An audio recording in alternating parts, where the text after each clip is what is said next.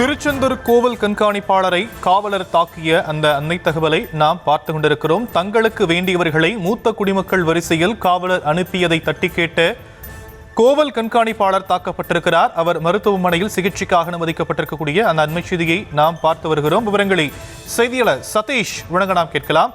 சதீஷ், என்ன நடந்ததுங்க?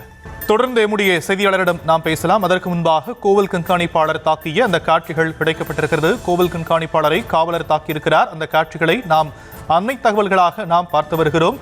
தங்களுக்கு வேண்டியவர்களை காவலர்கள் மூத்த குடிமக்கள் வரிசையில் அனுப்பியதை தட்டி கேட்டு கோவில் கண்காணிப்பாளர், திருச்செந்தூர் கோவில் கண்காணிப்பாளர் தாக்கப்பட்டிருக்கிறார். விவரங்களை செய்தியாளர் சதீஷ் வழங்க நாம் கேட்கலாம். சதீஷ், கோவில் கண்காணிப்பாளர் தாக்கப்பட்டு மருத்துவமனையில் அனுமதிக்கப்பட்டிருக்கிறாரு. அவர் தாக்கப்பட்ட காட்சிகளை நாம பார்த்துக்கிட்டு இருக்கோம். என்ன நடந்தது சதீஷ் அங்க? வணக்கம். உலக புகழ் பெற்ற திருச்செந்தூர் சுப்பிரமணிய சுவாமி திருக்கோவிலில் இன்று ஞாயிற்றுக்கிழமை ஒட்டி ஏராளமானவர்கள் குவிந்தனர். சாமி தரிசனம் செய்ய வந்திருந்தனர். மேலும் கோவிலில் இன்று சந்திர கிரந்தனை ஒட்டி 2 மணி நேரம் மட்டுமே சாமி தரிசனம் அனுமதிக்கப்பட்டதால் தரிசன வரிசையில் கூட்டம் அதிகரித்து காணப்பட்டன.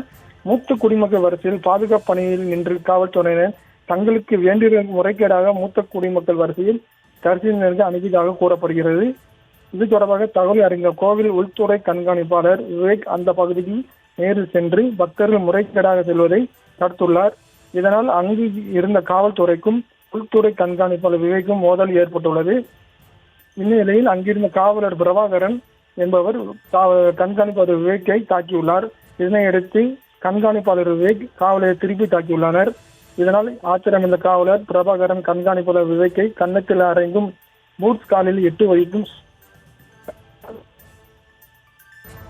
அழைத்து சென்று அங்கிருந்த காவலர்கள் 10க்கும் மேற்பட்டவர்கள் சரமாரியாக தாக்கியதாக கூறப்படுகிறது.